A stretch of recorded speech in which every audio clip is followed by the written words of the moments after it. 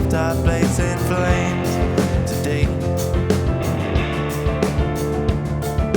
As hard as I tried to keep the old place, in the end she wouldn't let me stay.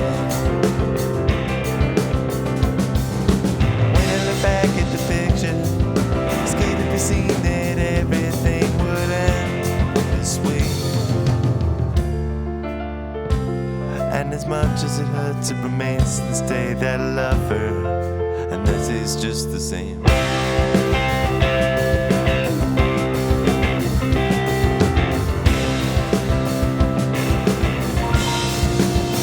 The Alameda Apartments,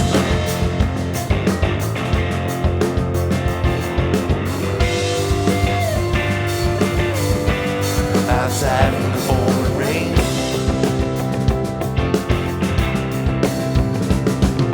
They tell me that my new place is haunted. The walls move in the night. I lie awake waiting for the day. Needs to be seen if the ghosts are alright, or if they want me to move away. I'm building my life from the pretense that believing a God could save me from this ruin. And as much as it hurts, it remains to this day that I love her, and this is just the same.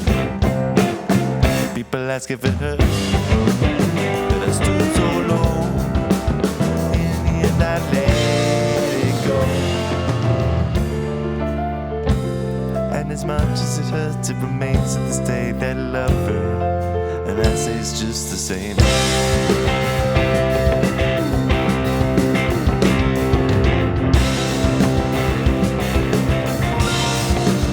To the Alameda Apartments,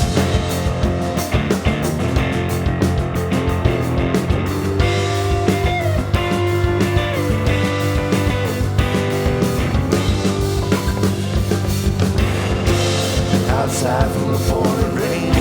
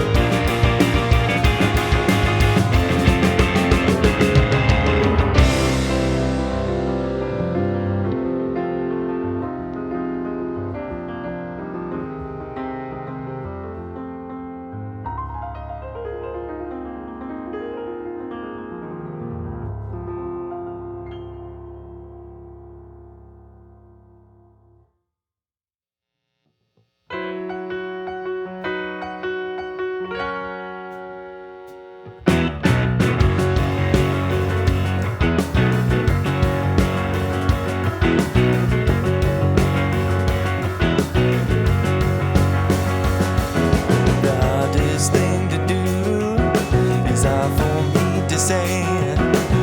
If I only knew, I'd take your pain away. I can't stand the truth, you knew me all along, but I can't hide from you, girl, 'cause you're in every song. Take a look around, tell me what you find. Problems that you have, the ones on your mind, and you can't stop the rain. It's always coming down. It's always gonna fall, but you're not gonna drown. No, no, no.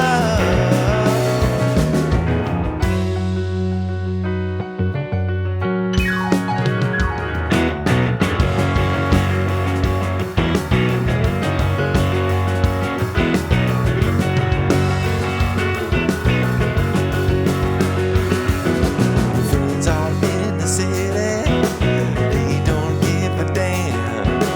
They all think you're pretty, but they don't stand a chance. When you look in the mirror, you see someone you know, or are you just a stranger buried in the snow? Take a look around, tell me what you see. The beauty of the world shines to you and me, and you can't stop the rain. It's always coming down. It's always gonna fall, but you're not gonna drown. No, no, no.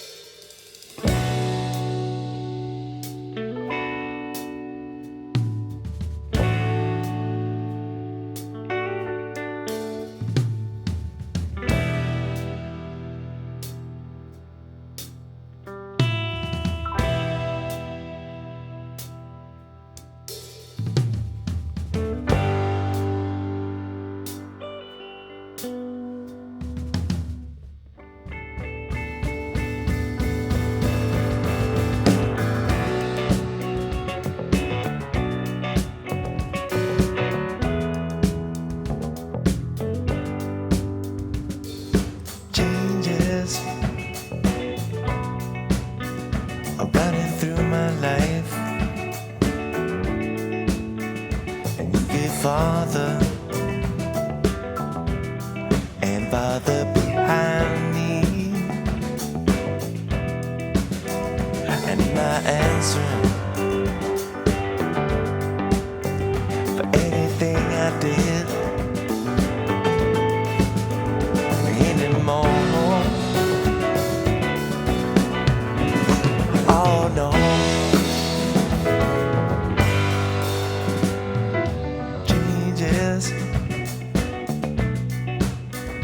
Running through my life, and it gets harder and harder to find me. I'm not living the way I did anymore.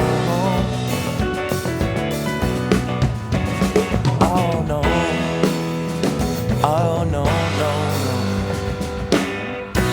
All these lively people out in the sand. I think there's something not right with me.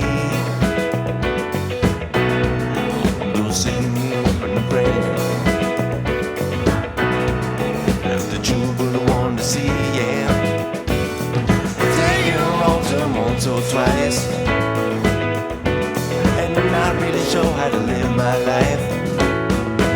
I'll just take it slow, I'll just take it slow, yeah.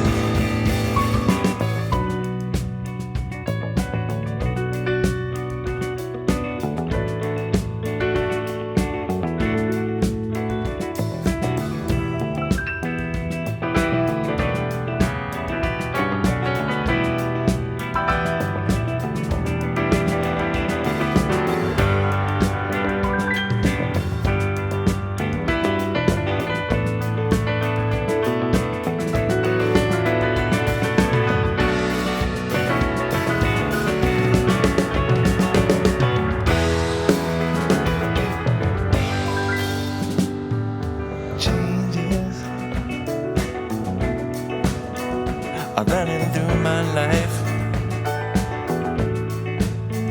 and you get smaller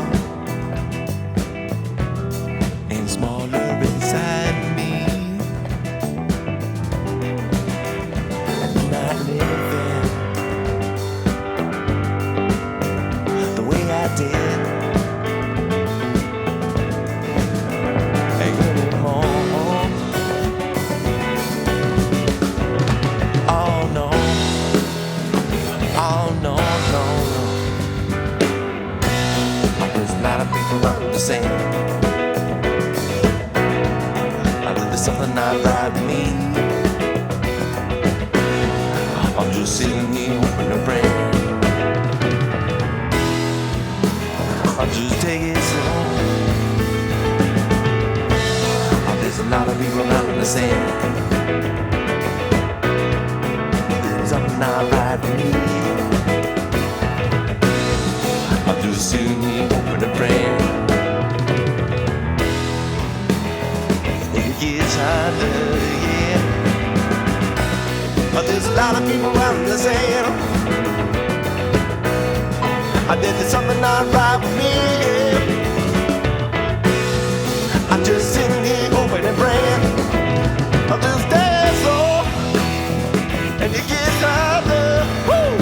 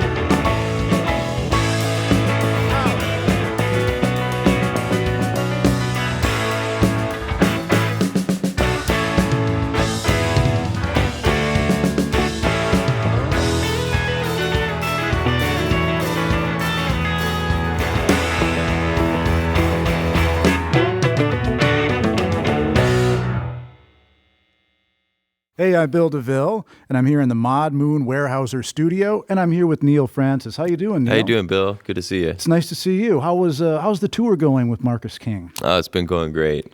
Just, ripping it up out there every night. Yeah. It must be nice to be out on the road. I mean, how did you get through the pandemic? I mean, without playing live? We played with each other in literal sense in the basement, just making music, making new music, recording an album. We had a church that I inhabited in Chicago that we just built out our own studio. So tell me about this church that you lived in. So you were in an apartment, and then you moved into this church. Was it? How did that work out? I mean, yeah. So I just kind of threw myself at the mercy of the church councilwoman there. And after a kind of turbulent period in my life, I just asked if I could live in the parsonage, which at that time was vacant. And she graciously let me stay there. And it ended up being for about 21 months, although at the time I asked her, it seemed like it might have been a short-term situation. But yeah, I lived there by myself for a while, and then our drummer, Collin O'Brien, moved in. And you set up and recorded then in this parsonage? Yeah, so gradually, especially after we came off of tour in March of 2020, when all of the tour dates were canceled, ended up just slowly acquiring gear from friends. Like our guitarist, Kellen Boersma, left a tape machine for me, and I just started messing around with that and doing demos, which became the bulk of In Plain Sight, our last record. Was there any divine intervention or anything where you're going through the recording process? I believe so. I believe the whole thing was some sort of miracle, if you will, just whatever terminology you want to use. But it was definitely not something I could have ever planned for myself, just having that roof over my head during the most uncertain time in our, professional lives. Just, right. For a very modest duties at the church. Right. So you've been through such a whirlwind lately. I just saw you at Americana Fest a week and a half ago in Nashville, Tennessee, where you were a nominee for Best Emerging Artist, and it was so cool to see you play with that band with Don Was and Buddy Miller and Brady Blade and people like that. That was so awesome. You sounded great. Thank you. So congratulations on that nomination. What's it like playing in a place like the Ryman, the mother church of, country music, as they say? It's definitely one of those places that has a palpable energy to it, like the Fillmore in San Francisco or the Capitol Theater in New York. Those places are hallowed ground, if you will, and all the musicians there treat it with reverence as well. And so we had a chance to open for Amos Lee there 2 nights over the summer, and that was really great as well. And we're going back with Marcus here in a few weeks. So it was just a little bit of a warm-up before you head back and do your own full set in a few weeks. We've played greater than 1% of all the nights this year at the Ryman Auditorium. It's 5. We're going to complete 5 nights on this next 2-night stand with Marcus. That's so awesome.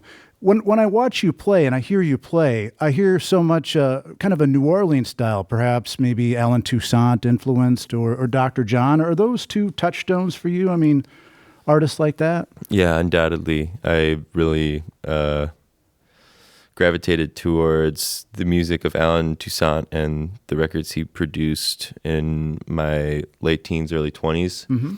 And I had already been listening to several records he produced without knowing that he was involved. Yeah, he was such a behind-the-scenes kind of guy, wasn't he? Absolutely. And I mean, the music that he was responsible for producing, like Lee Dorsey and Ernie K. Doe and Dr. John and the Meters. Yeah. And it's like this, LaBelle, all this music that he wrote and produced and even sang background vocals on all these recordings. It has a very distinct blend of rock, soul, gospel, country, and it's like its own genre almost unto itself. And he had that such easygoing vibe. Just seemed like just such a nice fella. I never met him or anything, but he just seemed like he was so casual and so honest and forthright. Just seemed like a really good dude. Yeah, he definitely gave that energy, and I never had a chance to meet him, before he passed, but I've met people who knew him well, and I've heard nothing but just that he was a very graceful person, and that's, I guess, another thing to look up to. Yeah. What brought you to music? I saw you learn to play piano at age 4. Was that something, Mom, I really want to play piano, or did your folks push it on you, or how did that work out? Yeah, I think it was mostly the fact that there was a piano in the house, and I became interested and started picking things apart by ear. My mom knew some piano, and so she taught me some things as well. And then we had a great record collection in my house growing up. My dad and my mom both had records. And what were some of your go-tos? Oh, I mean, growing up, I listened to so much, everything from like The Who, Stevie Wonder, The Beatles, Broadway shows like Phantom of the Opera, and classical music. Like I remember listening to Carmen by Bizet quite a lot, and just like it was all in the stew, And then blues, I became really interested in blues piano when I was like 6 or 7. Did you, you're probably very young when you were first starting to hear, Chicago blues, but being in Chicago, did your parents bring you into some of the clubs, sneak you in or anything like that? Or? Yeah, following my interest in blues, my dad took me to a blues club on the west side called Rose's Lounge when I was 12. And, I'd already been listening to that music for a long time. And he took me to see Pinetop Perkins, who at that time legendary was probably piano player, yeah. Yeah, he was already in his 80s at that point, but just really became enthralled with that music and ended up playing in those clubs for a long time in my teens and 20s. Was it at this point you met Muddy Waters' son then? That was at the end of high school. I had a band in high school called the Reverend Funk Connection that was managed. That's a great name. Yeah, thank you. This guy Larry was the manager of that high school band, and was also like, I've got this guy Larry Williams. He goes by Mud Morganfield. He's the oldest son of Muddy Waters, and he needs a piano player. And I was like, well, I've been listening, like aping the Otis Spann style for a long time, and ended up playing with him in clubs around Chicago. We went to Switzerland. We went to San Francisco. We went all over. Did he have any great stories about his dad that he told you or anything? Or? The one thing I remember, I didn't spend a terrible amount of time in that group, but I do remember him saying that his dad would visit him in Westmont, Illinois, every year and bring him a drum kit for Christmas, which I think meant that he got a drum kit for Christmas every year, but I'm not sure. What happened to all those drum kits? Right. I just don't know. I might be misinterpreting the story, but I'm pretty sure that's what he was saying. So a while ago, I was doing our concert calendar at the Current. It was a Saturday afternoon, and I mentioned, and Neal Francis will be back in town. He just played last week, and he'll be back. And I realized what I did. There's 2 Neal Francises out on the road. Oh, were they here? They were here too, Oh, not cool. at the station, but they did perform in town. Oh, right on. Can both Neal Francises coexist happily in this world? Yeah. Yeah. That's kind of strange, isn't We're it? already inhabiting this world. There's much stranger things. I actually think Mark and Jordan are nice guys. They really helped us out at Outside Lands when our sets were back to back. Maybe as a joke, or maybe as a like the promoter of the festival just put our sets right next to each other, probably to aid people who might be confused, Right. which happens a lot. Sure. But the amp that was provided for me was busted, and Mark from Neal Francis, without any hesitation, let me use his guitar amp. Well, that's So awesome. it's really nice of him. So you can coexist, which is a nice thing. Yeah, they're nice people. And I like their music. Nice.